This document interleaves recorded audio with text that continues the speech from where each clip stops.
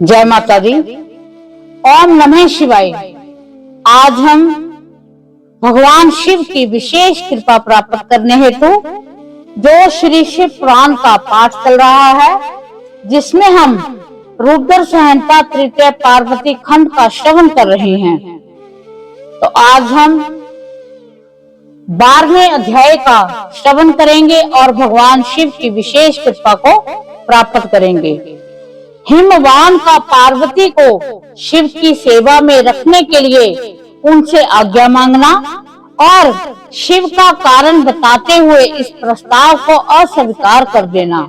ब्रह्मा जी कहते हैं कि हे नारद, तदंतर शैल राज हिमालय उत्तम फल फूल लेकर अपनी पुत्री के साथ हर्ष पूर्वक भगवान हर के समीप गए। वहां जाकर उन्होंने ध्यान प्रायण त्रिलोकीनाथ शिव को प्रणाम किया और अपनी अद्भुत कन्या काली को हृदय से उनकी सेवा में अर्पित कर दिया। फल फूल आदि सारी सामग्री उनके सामने रखकर पुत्री को आगे करके शैल राज ने शंभु से कहा कि भगवान, मेरी पुत्री आप भगवान चंद्रशेखर की सेवा करने के लिए उत्सुक है, अतः आपके आराधन की इच्छा से मैं इसको साथ लाया हूँ। यह अपनी 2 सखियों के साथ सदा आप शंकर की ही सेवा में रहे। हे नाथ, यदि आपका मुझ पर अनुग्रह है तो इस कन्या को सेवा के लिए आज्ञा दीजिए। तब भगवान शंकर ने उस परम मनोहर काम रूपनी कन्या को देखकर आंखें मूंद ली और अपने त्रिगुणातीत अविनाशी परम तत्व में उत्तम रूप का ध्यान आरंभ किया। उस समय सर्वेश्वर तथा सर्वव्यापी जटा जूटधारी वेदांत वैद चंद्र कला विभूषण शंभु उत्तम आसन पर बैठकर नेत्र बंद किए तप में ही लग गए। यह देख हिमाचल ने मस्तक झुकाकर पुनः उनके चरणों में प्रणाम किया। यद्यपि उनके हृदय में दीनता नहीं थी, तो भी वे उस समय इस संशय में पड़ गए कि न जाने भगवान मेरी प्रार्थना स्वीकार करेंगे या नहीं। वक्ताओं में श्रेष्ठ गिरिराज हिमवान ने जगत के एकमात्र बंधु भगवान शिव से इस प्रकार कहा। हिमालय बोले, देव देव महादेव करुणाकर शंकर विभो, मैं आपकी शरण में आया हूँ।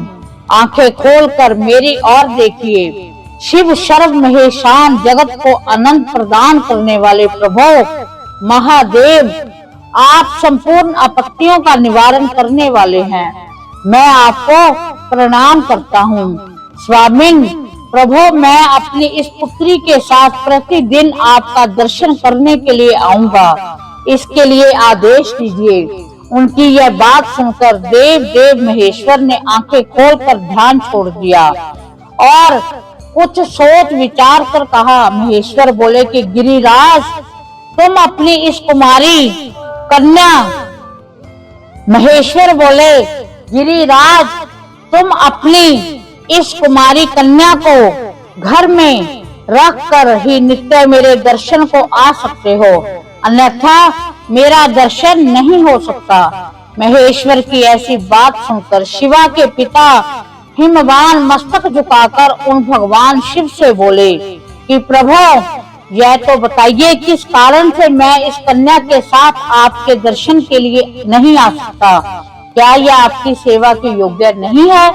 फिर इसे नहीं लाने का क्या कारण है? यह मेरी समझ में नहीं आता। यह सुनकर भगवान ऋषभध्वज शंभु हंसने लगे और विशेषतः दुष्ट योगियों को लोकाचार का दर्शन कराते हुए वह हिमालय से बोले कि शैल राज, यह कुमारी सुंदर कटि प्रदेश से सुशोभित तनवंगी चंद्रमुखी और शुभ लक्षणों से संपन्न है, इसलिए इसे मेरे समीप तुम्हें नहीं लाना चाहिए। इसके लिए मैं तुम्हें बारंबार रोकता हूँ।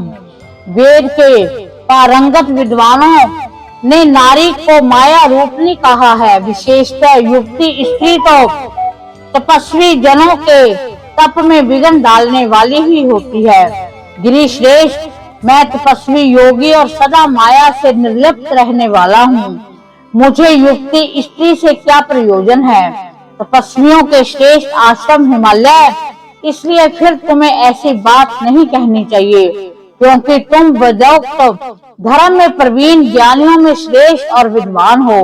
अचल राज, स्त्री के संग से मन में शीघ्र ही विषय वासना उत्पन्न हो जाती है, उससे वैराग्य नष्ट होता है, और वैराग्य न होने से पुरुष उत्तम तपस्या से भ्रष्ट हो जाता है। इसलिए शैल तपस्वी को स्त्रियों का संग नहीं करना चाहिए, क्योंकि स्त्री महाविषय वासना की जड़ एवं ज्ञान वैराग्य का विनाश करने वाली होती है।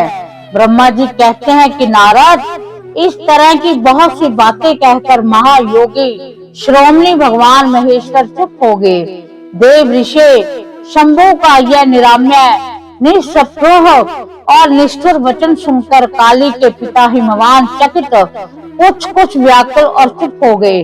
तपस्वी शिव की कही हुई बात सुनकर और गिरिराज हिमवान को चकित हुआ जानकर भवानी पार्वती उस समय भगवान शिव को प्रणाम करके विषाद वचन बोली। इस प्रकार हमने भगवान शिव की विशेष महिमा श्री शिव पुराण के पाठ का श्रवण किया और इसके 12वें अध्याय का समापन होता है।